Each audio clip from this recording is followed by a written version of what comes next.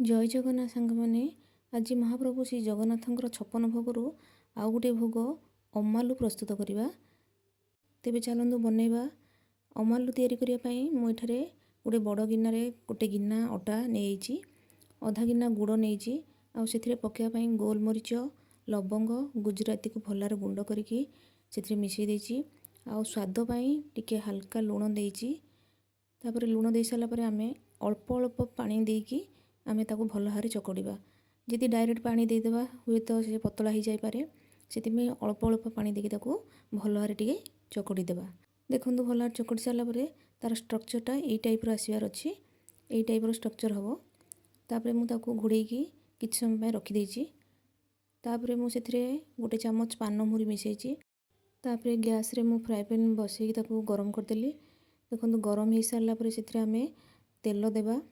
आपण मन चाहिए घी नहीं पारे मुझे तेल नहीं।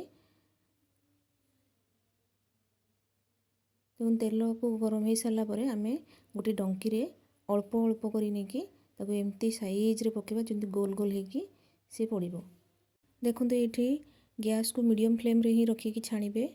देखो हल्का ब्राउन होगले काढ़ीदेवे ना भितर कंचा रही बाहर पूरा पुड़ीज।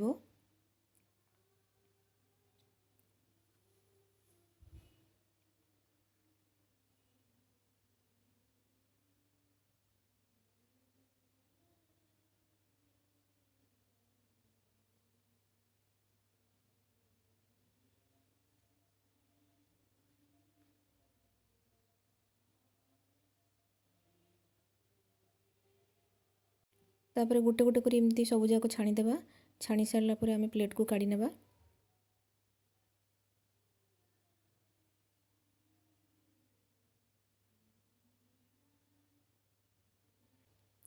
देखो ये प्रस्तुत होगा महाप्रभु श्री जगन्नाथंकर अमालु। केते सुंदर देखा सुंदर होइछि। आज रही एतिकी पुणी देखा नेक्स्ट वीडियो रे। रही नमस्कार।